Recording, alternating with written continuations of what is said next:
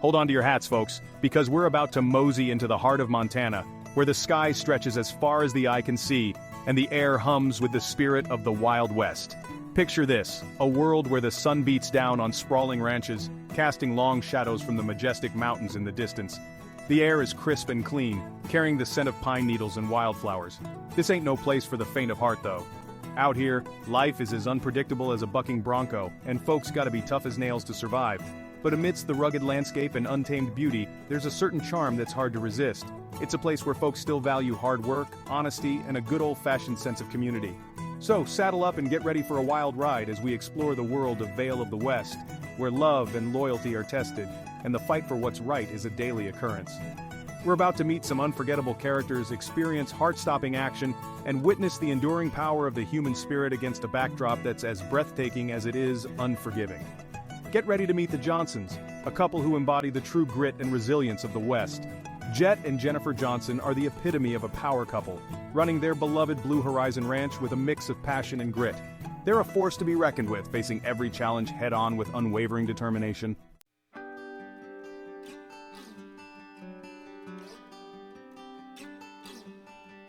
Jett, with his calloused hands and steely gaze, is a man who knows the land like the back of his hand. He's a true cowboy, tough as leather and fiercely protective of his family and their legacy. Jennifer, with her fiery spirit and compassionate heart, is the backbone of the ranch. She's as comfortable in a pair of jeans as she is in a dress, and her love for Jett and their life together is as boundless as the Montana sky. They're partners in every sense of the word, facing every challenge side by side with unwavering love and support. Their love story is one for the ages, a testament to the enduring power of love and loyalty in the face of adversity. But their idyllic life is about to be turned upside down. This ain't no fairy tale though. Their love is put to the test as they face down threats to their livelihood and their very way of life. But through it all, their bond only deepens, proving that true love can weather any storm. They say behind every strong man is an even stronger woman, and Jennifer is living proof of that. She's as comfortable saddling a horse as she is balancing the ranch's books. Their love story is one for the ages, a testament to the enduring power of love and loyalty in the face of adversity.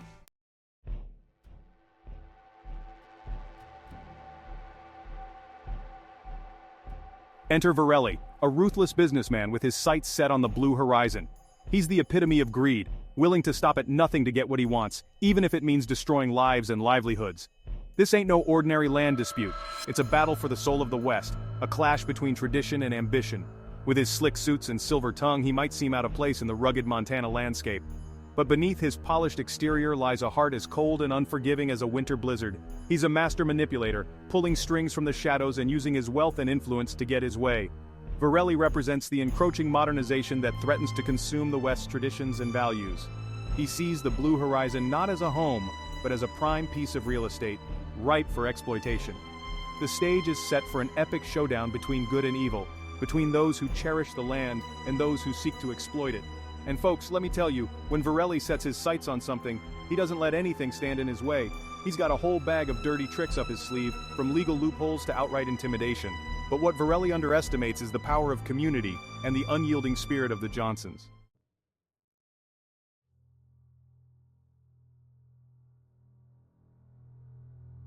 As a storm gathers on the horizon, mirroring the turmoil brewing in the lives of our protagonists, the stage is set for a showdown of epic proportions. The tension is thicker than a bowl of 3-day chili as Verelli makes his move, threatening to snatch away everything Jett and Jennifer hold dear. The very land on which the blue horizon stands, passed down through generations, is at stake, and Verelli, with his bottomless pockets and ruthless ambition, will stop at nothing to claim it as his own. The storm clouds gather, not just in the sky but also in the hearts of the Johnsons as they prepare to defend their legacy. Will Jett and Jennifer be able to weather this storm? Will their love for each other and their land be enough to overcome the forces aligned against them?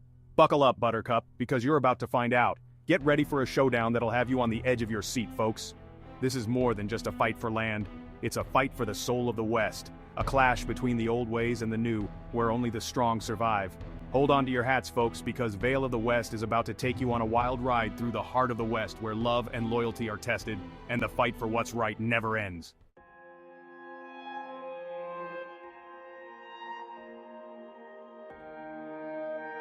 Sunrise over the blue horizon, a day in the life. The rooster crows, signaling the start of a brand new day at the blue horizon. The sun peeks over the horizon, painting the sky with hues of pink and orange, as if God himself is setting the stage for another grand day in Big Sky Country. Out here, life moves to the rhythm of the land, a symphony of neighing horses, mooing cattle, and the gentle creak of saddle leather. Jett's already up, of course, coffee strong enough to knock out a grizzly bear in hand, his gaze fixed on the horizon. He's a man of few words, but his actions speak volumes. Jennifer, her hair pulled back in a no-nonsense braid, is busy in the kitchen, the aroma of bacon and eggs filling the air. There's a quiet understanding between them, a shared love for the land and the life they've built together. Days at the blue horizon are long and demanding, but there's a certain satisfaction that comes from working the land, from carrying on a tradition passed down through generations. The ranch is more than just a business to the Johnsons. It's a legacy, a testament to the hard work and determination of those who came before them. But even in this idyllic setting, a sense of unease hangs in the air, a shadow lurking at the edge of paradise. The cowboys, their faces weathered by sun and wind, share hushed whispers about strange happenings on the ranch. Cattle spooked for no reason, fences cut in the dead of night, a palpable tension gripping the air.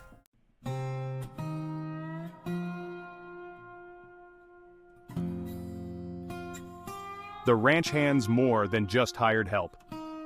The Blue Horizon ain't just Jett and Jennifer though.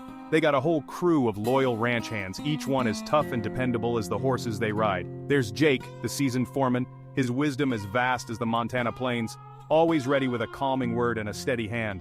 Then there's Billy, the young buckaroo, full of piss and vinegar, eager to prove himself, his laughter echoing across the ranch.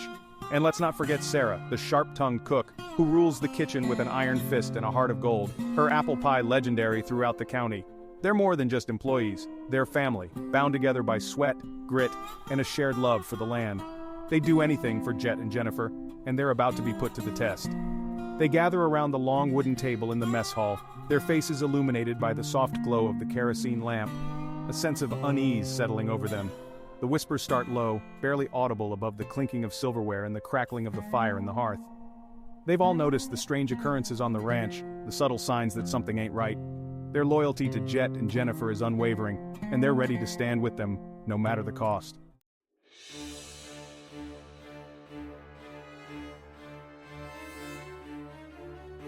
Whispers on the wind trouble starts brewing word travels fast in a small town, especially when it comes to matters concerning the most powerful rancher in the county. Verelli's arrival in town ain't exactly a secret, and folks are talking. Whispers spread like wildfire through the dusty streets of the local saloon, each retelling adding a layer of intrigue and apprehension. Old Man Murphy, the town's resident gossip, claims to have seen Verelli's men snooping around the Blue Horizon's property line, their faces hidden beneath Stetsons pulled low. Sally Mae, the owner of the general store, swears she overheard one of Verelli's associates bragging about how they were going to run the Johnsons out of business. The air crackles with tension, a palpable sense of unease settling over the town like a shroud. Even the saloon doors seem to creak a little louder, as if echoing the growing concern in everyone's hearts. Jett might be a respected figure in these parts, but Verelli's got a reputation that precedes him, a reputation built on ruthlessness and a blatant disregard for anyone who stands in his way. The Johnsons might be loved by many, but even they can't escape the long shadow cast by a man like Verelli. The stakes are high and everyone knows it. This ain't just about land anymore, it's about principle, about protecting a way of life that's slowly fading into the sunset.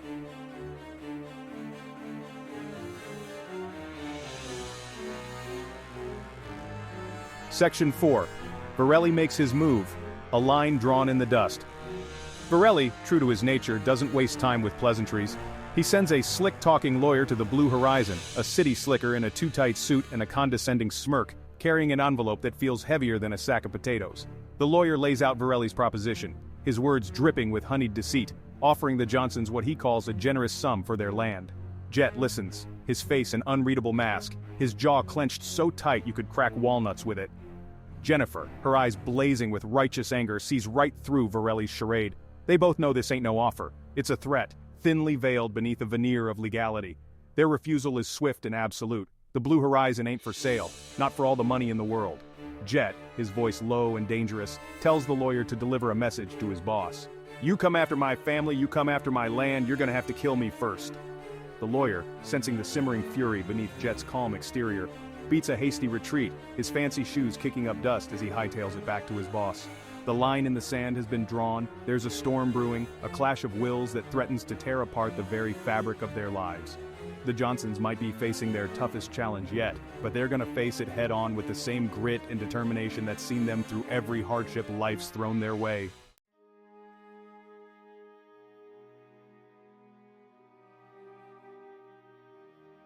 Section 5. Jett and Jennifer, standing strong, facing the unknown.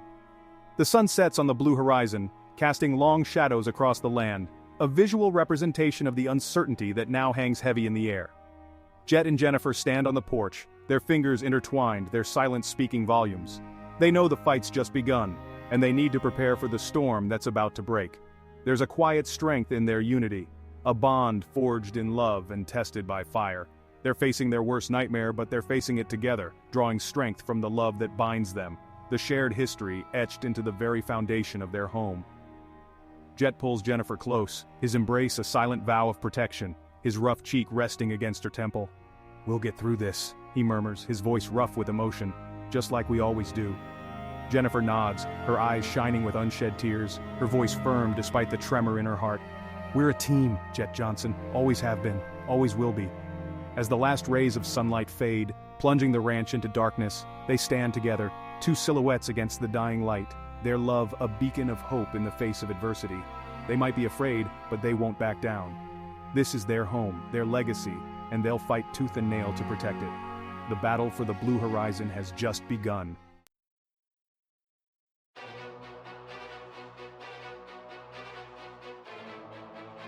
Section 1. A Taste of Fear. Verelli turns up the heat.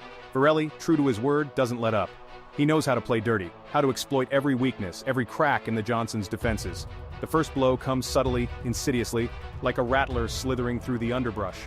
The water supply to the blue horizon dwindles, then dries up completely. The lifeblood of the ranch, essential for the cattle, the horses, for their very survival, is cut off. Panic ripples through the ranch hands, their faces etched with worry as they watch the water troughs sit empty, the sun beating down mercilessly on the parched earth. Jett, his jaw clenched tight, his eyes narrowed with suspicion, knows exactly who's behind this. This ain't no drought, no act of God. It's a calculated attack. A taste of the lengths Verelli's willing to go to break them. The heat intensifies, both literally and figuratively. The sun beats down on the blue horizon, turning the once lush pastures into a tinderbox, every blade of grass a potential spark waiting to ignite. Jett and Jennifer work tirelessly, hauling water from a distant spring, their bodies aching, their resolve pushed to the brink. But even in the face of adversity, their love for each other and their land remains a constant, a flickering flame in the growing darkness. They refuse to be cowed, to let fear dictate their actions. They're Johnsons, damn it, and they don't back down from a fight, especially when everything they hold dear is at stake.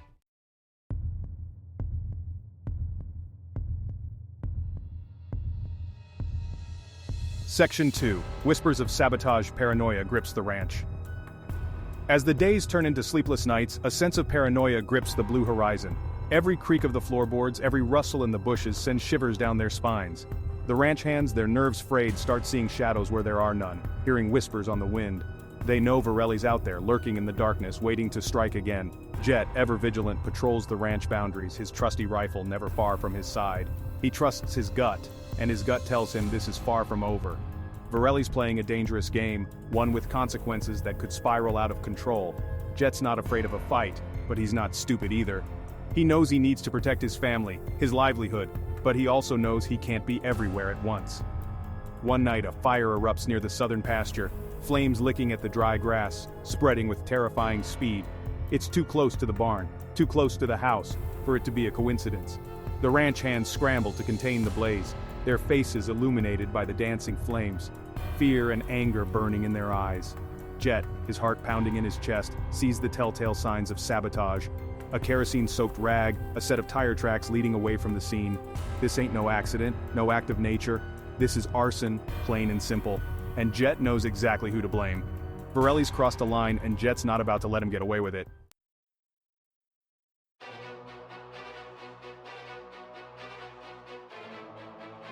Section 3. Trial by Fire. The Blue Horizon under siege. The fire rages on, fueled by the dry grass and the relentless wind. a monstrous entity threatening to consume everything in its path. The flames dance and swirl, casting grotesque shadows on the faces of the exhausted firefighters. Jett, his face grimed with soot, his eyes bloodshot from smoke and fatigue, directs the ranch hands, their movements a well-oiled machine honed by years of working together. Hoses snake across the parched earth, spewing water onto the inferno, but the fire seems to mock their efforts, growing larger, more menacing by the minute. The air is thick with smoke, the acrid smell burning their lungs, making it hard to breathe, harder to think, but there's no time to panic, no room for fear. The blue horizon is burning, and they're the only ones who can save it. Jennifer, her face streaked with sweat and tears, tends to the injured, her hands working quickly, efficiently, patching up burns, offering words of comfort and encouragement. She might not be able to wield a hose or swing an axe, but her presence is a source of strength for the exhausted firefighters, a reminder of what they're fighting for. As dawn breaks, painting the sky with hues of gray and orange, the fire finally begins to subside. The once lush pastures are now charred black scars on the landscape, the air heavy with the smell of smoke and ash. The blue horizon stands, battered but not broken, a testament to the resilience of the human spirit, the enduring power of hope.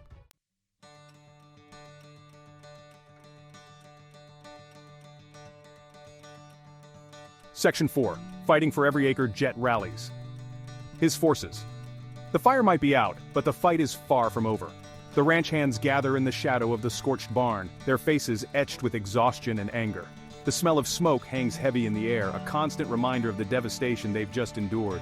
Jett, his voice hoarse but steady, addresses his team, his gaze sweeping over each face, connecting with their grief, their anger, their unwavering loyalty.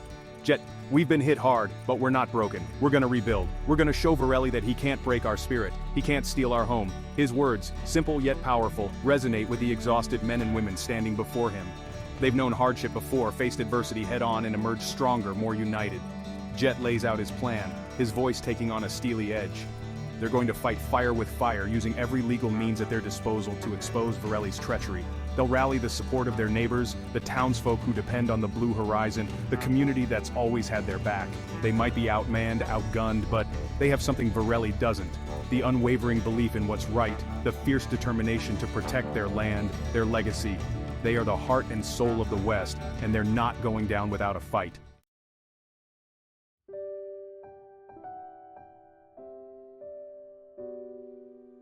Section 5. Love amidst the ashes. Jennifer's strength shines through. As the sun sets on another day, casting long shadows across the scarred landscape, Jett and Jennifer stand amidst the ruins of what was once their home. The fire might have claimed their possessions, their sense of security, but it hasn't touched the love that binds them, the shared history etched into every fiber of their beings. Jett, his shoulders slumped with fatigue, runs a calloused hand through his soot-stained hair, his usual confidence shaken by the events of the past few days. He feels responsible, the weight of his family's legacy, the well-being of his ranch hands pressing down on him with suffocating force. Jennifer, ever perceptive, senses his turmoil. She reaches out, her hand finding his, her touch a balm on his weary soul. "We'll get through this," she whispers, her voice filled with quiet strength. Together. Her words, spoken with such conviction, ignite a spark of hope in Jett's heart. He's not alone in this fight. He has Jennifer, his rock, his anchor by his side. They stand together, silhouetted against the dying embers of the fire, their love a beacon of hope in the face of despair. They've lost so much, but they still have each other, and in that moment, it's enough.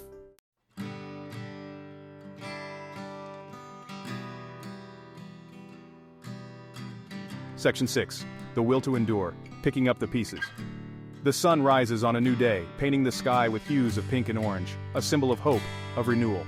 The blue horizon, though scarred by fire, still stands, a testament to the enduring spirit of the West. The ranch hands, their faces grimed with soot, their bodies aching but their spirits unbroken, begin the arduous task of rebuilding. There's a quiet determination in their movements as they clear debris, repair fences, tend to the injured livestock. They've lost so much, but they refuse to be defeated. The fire might have tested their resolve, but it's also strengthened their bonds, reminding them of what truly matters: family, community, the land that sustains them. Jett, his gaze fixed on the horizon, knows the fight is far from over. Verelli's out there, lurking in the shadows, but Jett's ready for him. He's gathered evidence, rallied his allies, and prepared for the legal battle ahead. He's fighting for his family, his legacy, his very way of life. The blue horizon might be down, but it's not out. The spirit of the West, like the phoenix rising from the ashes, will prevail. The fight for justice for what's right has just begun.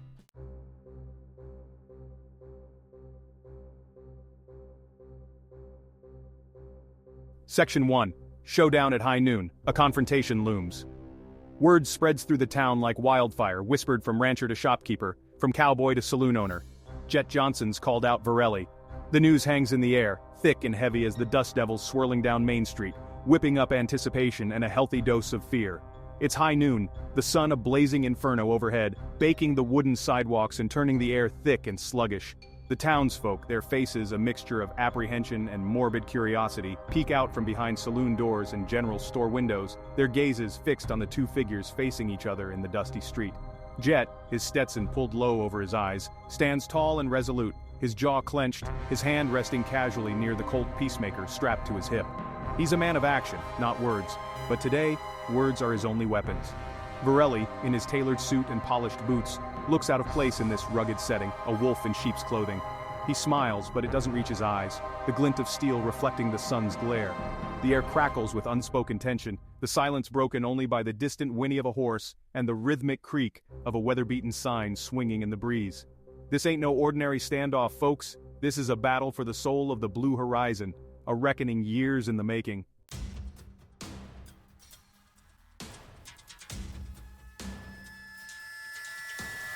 Section 2, words like bullets. Jett's ultimatum. You got 3 days. Jett's voice cuts through the tense silence, sharp as a whip crack. He doesn't shout, doesn't need to. His words carry the weight of a thunderclap, echoing off the wooden storefronts lining the dusty street. 3 days to clear out, to drop your claim on my land, to get the hell out of my town. Jett's gaze bores into Verelli, unwavering, a challenge in every syllable. He's a patient man, Jett Johnson, but even his patience has its limits. Verelli's pushed him too far, threatened everything he holds dear. Now it's time for payback. Verelli throws back his head and laughs, a sharp, humorless sound that cuts through the tension like a rusty blade. You think you can threaten me, Johnson? He sneers, his voice dripping with disdain. This town, this land, it all bends to the highest bidder. And you, my friend, are sadly out of your league. Jett's jaw tightens, but he doesn't rise to the bait. He's playing a dangerous game, he knows it, but sometimes a man's gotta do what a man's gotta do. 3 days, Verelli, he repeats, his voice low and dangerous. After that, all bets are off. The crowd gasps, a collective intake of breath. They've heard stories about Jett Johnson, whispers of a past shrouded in mystery, of a man who'd walked through fire and emerged from the ashes. But seeing him now, facing down the devil himself, it's enough to send shivers down the spine of even the bravest soul.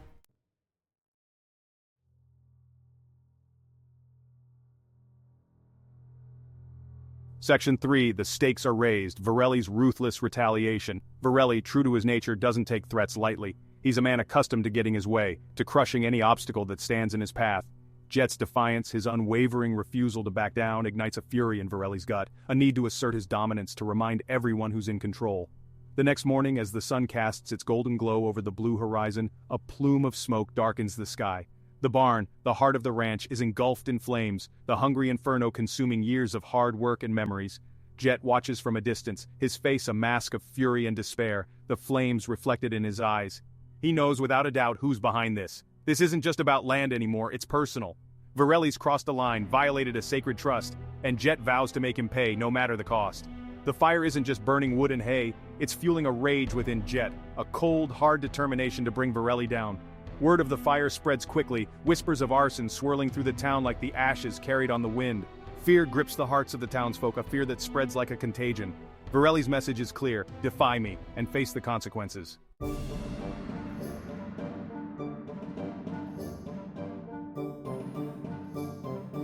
Section 4, Whispers of Doubt. Can Jett protect what's his? The air at the blue horizon is thick with the smell of smoke and the bitter taste of defeat. The fire might be out, but the scars run deep, etched into the land, into the hearts of those who call it home. The ranch hands, their faces drawn and haggard, gather around the cook fire, their usual banter silenced by the weight of their loss. Doubt creeps in, insidious as the smoke that still lingers in the air. Whispers of Verelli's ruthlessness, his connections, his utter disregard for anything but his own ambition, swirl around them. Can Jett protect them? Can he defeat a man who seems to hold all the cards? Even Jake, the seasoned foreman, his loyalty to Jett unwavering, can't shake the feeling of unease that settles over him like a shroud. He's seen a lot in his years on the range, witnessed the best and worst of humanity, but there's something about Verelli, a darkness in his eyes that chills him to the bone. Jett, sensing their fear, their wavering faith, steps into the circle of firelight. He's exhausted, his body aching, his spirit weary, but his gaze is steady, his voice firm. "We've been hit hard," he acknowledges, "but we're not broken. We'll rebuild, we'll fight back, and we will win."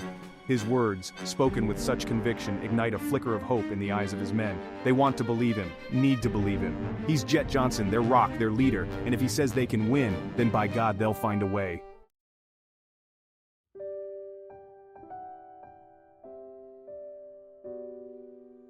Section 5. Love on the line, the weight of their vows. The weight of responsibility hangs heavy on Jett's shoulders, threatening to crush him. He sees the fear in his men's eyes, feels the burden of their hopes and dreams resting on his every decision. And Jennifer, his beautiful, strong Jennifer, her usually vibrant spirit dimmed by the constant threat hanging over them, her worry for him, for their future, a tangible presence in their small cabin. He holds her close, seeking solace in her warmth, in the familiar scent of her hair, in the steady beat of her heart against his chest. "Jett, I'm doing everything I can, but Verelli, he's like a force of nature, impossible to stop." Jennifer pulls back, her fingers tracing the lines of worry etched on his face, her touch a reminder of everything he's fighting for. "Jennifer, you're stronger than you think, Jett Johnson. We're stronger together. We'll find a way." Her words are a lifeline, a beacon of hope in the gathering darkness. He needs her strength, her unwavering faith, to fuel his own. He kisses her, a kiss that speaks of love and fear, and the desperate need to hold on to something real, something true, in a world that's spinning out of control. They are partners in every sense of the word, bound by love and loyalty, by a shared history and a future that's suddenly uncertain. But one thing is for sure, they'll face whatever comes their way together.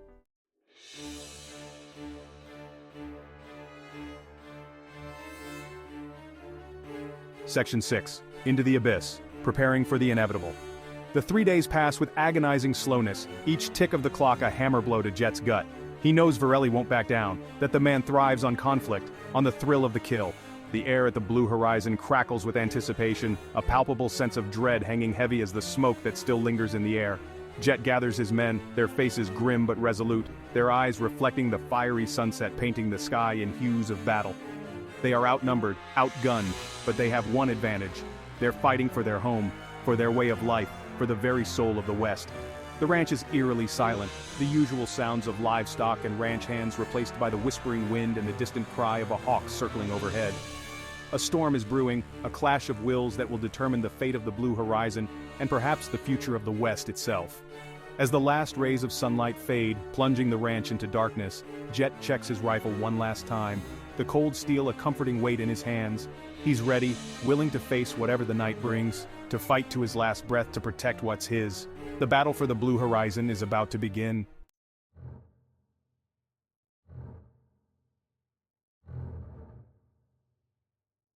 Section 1. Riders on the Ridge. A threat emerges from the darkness. A chill wind howled through the canyons, carrying the scent of rain and the low rumble of distant thunder. The moon, a silver sliver veiled by scudding clouds, cast an eerie glow on the ranch below, the scene as tense and expectant as a coiled rattlesnake. Inside the main house, Jett paced, his boots thudding against the wooden floor, each step a metronome marking the passing minutes, each one bringing them closer to the inevitable confrontation. Suddenly, Jake burst through the door, his face etched with urgency. "Jake! Riders, Jett! On the ridge, north side!" The tension in the room thickened, the air heavy with apprehension. The moment they'd all been dreading, preparing for, had arrived. Verelli, true to his word, hadn't come to negotiate. He'd come to claim what he believed was rightfully his, and damn the consequences. Jett's jaw tightened, his eyes hardening with resolve. "Jett, get everyone into position. Remember your training and watch each other's backs. And Jake, no heroics, you hear? We need you." Jake always did have a knack for stating the obvious, Jett. As Jake disappeared back into the night, Jett felt a hand on his arm. He turned to see Jennifer, her face pale in the moonlight streaming through the window, her eyes reflecting the firelight dancing in the hearth. "Jennifer, be careful, Jett, come back to me." He pulled her close, his lips brushing against her hair, the scent of lavender and wood smoke a comforting anchor in the storm. "Jett, always do, darlin'." He kissed her then, a kiss that spoke of love and fear, and the desperate hope for a future they might not have.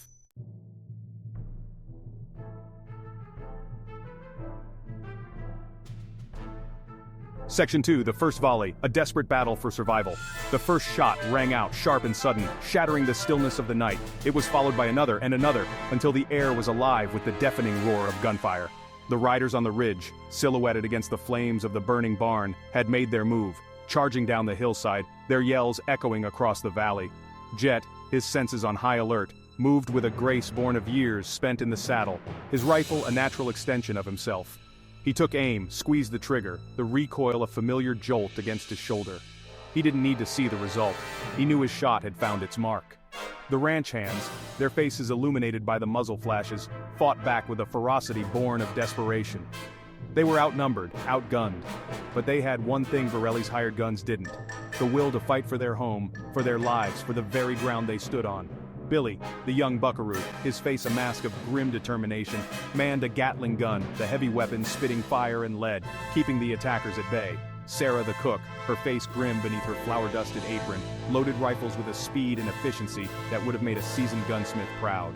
The night was a symphony of chaos and carnage, the air thick with the smell of gunpowder and fear. But through it all, Jett held his ground, his rifle spitting fire, his voice a beacon of calm amidst the storm, rallying his men, urging them on.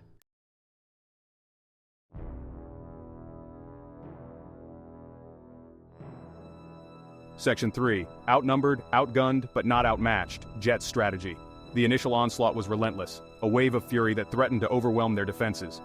Jett, his mind racing, knew they couldn't win this fight head-on. They needed a plan, a way to even the odds. He ducked back behind a hastily erected barricade, the air thick with smoke and the acrid tang of gunpowder. "Jake, we need to draw them out, funnel them into the canyon," Jett shouted, his voice hoarse but steady. He pointed towards a narrow defile cutting through the hills to the east. "We can use the terrain to our advantage, but that'll put us in a crossfire," one of the ranch hands protested, his voice tight with fear. Jett fixed him with a steely gaze. "We're in a crossfire now," he retorted, his voice hard as flint. "It's our only chance. Trust me." Jake, his weathered face etched with concern, nodded his agreement. He'd fought alongside Jett for years, had seen him pull off the impossible more times than he could count. "What do you need us to do?" he asked, his voice betraying his unwavering loyalty. Jett outlined his plan, his words precise, each detail carefully considered. It was a gamble, a desperate throw of the dice, but it was their only hope.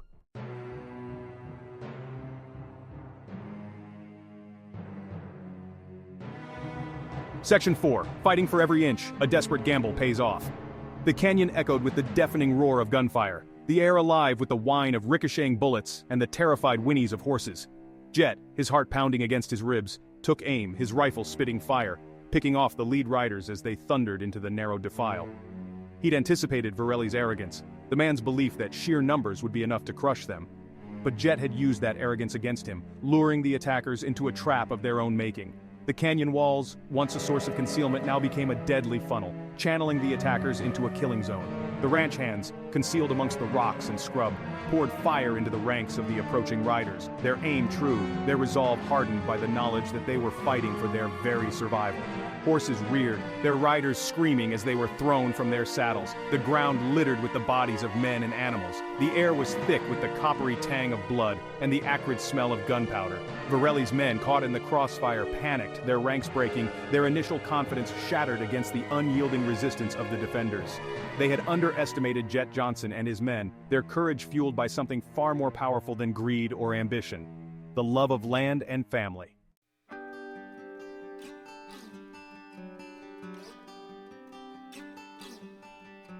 Section 5. Victory's Price. The dust settles on a new dawn. The sun, a blood-red orb rising over the eastern hills, cast long shadows across the ravaged landscape. The air, still thick with smoke, echoed with the groans of the wounded and the mournful cries of circling buzzards. The battle was over, the silence almost deafening after the night's cacophony of gunfire. Jett, his clothes torn, his body battered but his spirit unbroken, surveyed the scene, his heart heavy with the weight of victory. The blue horizon lay in ruins, the once proud buildings reduced to smoldering rubble. But they had survived, against overwhelming odds. He found Jennifer near the remnants of their cabin, her face streaked with tears and soot, her eyes filled with a mixture of relief and anguish. He pulled her close, his embrace tight, a silent promise to protect her, to rebuild their lives, their future. "It's over," he murmured, his voice rough with exhaustion. "It's finally over." Jennifer leaned into him, drawing strength from his embrace. "We lost so much," she whispered, her voice catching.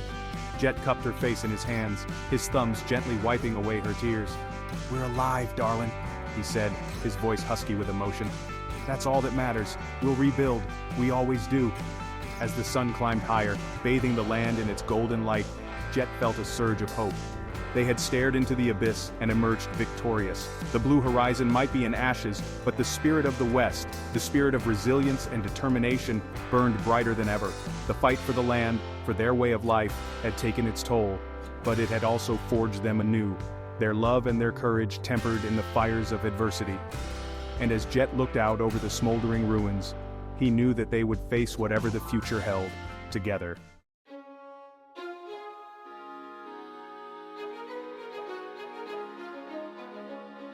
Section 1. Justice prevails. Verelli's reign of terror ends. Word of the battle at the blue horizon spread through the territory like wildfire, fanned by the winds of outrage and a thirst for justice. Verelli, his arrogance shattered against the unyielding spirit of the West, found himself facing a reckoning of his own making. The evidence Jett and his allies had gathered, the charred remnants of sabotage, the eyewitness accounts of intimidation and violence, painted a damning picture of the man's ruthlessness. The townsfolk, their initial fear replaced by righteous anger, rallied behind the Johnsons, their voices a chorus of condemnation that echoed through the halls of justice. Verelli's money, his influence, couldn't buy him out of this one. The law, too long absent from these parts, had returned with a vengeance, spurred on by the collective will of a community determined to see justice served. The trial was swift, the verdict inevitable. Stripped of his power, his wealth, his veneer of respectability, Verelli was exposed for what he truly was, a coward, a bully, a parasite who'd sought to profit from the hard work and dreams of others. As the judge read the guilty verdict, a collective sigh of relief swept through the courtroom, a palpable sense of satisfaction that justice, though long delayed, had finally prevailed. Verelli's reign of terror was over, his dreams of conquest reduced to ashes as surely as the buildings of the blue horizon. He was led away, his head bowed, his spirit broken, a cautionary tale whispering on the wind. Some things, even in the untamed West, were not for sale, not for all the money or power in the world.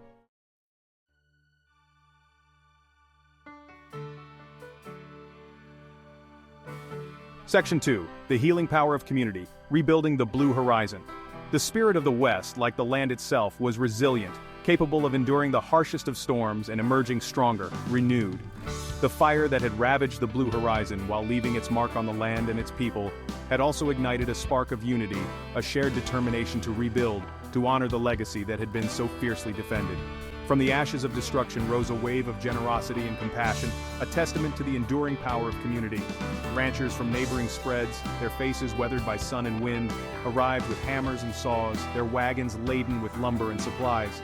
Townsfolk, their hearts touched by the Johnsons' plight, brought food and clothing, their hands offering comfort and support. Children, their laughter echoing across the valley, helped to clear debris, their youthful energy a balm on the weary souls of their elders.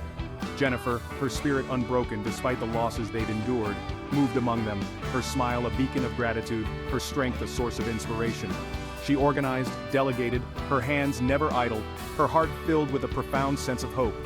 Jett, his initial despair replaced by a quiet determination, worked tirelessly alongside his neighbors, his gratitude for their support evident in every swing of his hammer, every stone he set in place.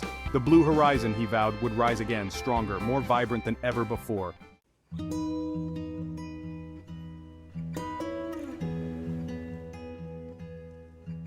Section 3. Riding off into the sunset. A new chapter begins. The sun, a fiery orb sinking below the horizon, cast long shadows across the newly rebuilt blue horizon. The air, sweet with the scent of pine and wildflowers, hummed with a sense of peace, of hard-won contentment. The ranch, its buildings gleaming in the golden light, stood as a testament to the enduring power of love, loyalty, and the unyielding spirit of the West. Jett and Jennifer, their hands intertwined, stood on the porch, their gazes fixed on the horizon, their hearts filled with gratitude and a quiet joy. They had faced their fears, fought for what they believed in, and emerged from the crucible of adversity stronger, their bond unbreakable. The scars of the past remained, etched into the land and their memories, but they no longer held the power to wound. As the last rays of sunlight faded, painting the sky in hues of purple and gold, Jett turned to Jennifer, his eyes reflecting the love and admiration he felt for this extraordinary woman who had stood by his side through thick and thin. "We did it, darling," he murmured, his voice husky with emotion. "We beat the odds." Jennifer smiled, her eyes sparkling with unshed tears. "We did it together, Jett Johnson," she whispered, her voice filled with love and pride. "And we'll face whatever comes next, the same way, side by side." And as the stars twinkled to life in the vast expanse of the Montana sky, Jett and Jennifer turned towards their home, their steps light, their hearts filled with the promise of a new dawn, A new chapter in the ongoing saga of the Blue Horizon. The West, they knew, was a land of endless possibilities, where dreams like wildflowers after a spring rain had a way of taking root and blooming against all odds. The ride, they sensed, was far from over. But for now, they were content to savor the moment, to embrace the quiet joy of a love that had weathered the storm and emerged stronger, more resilient than ever before.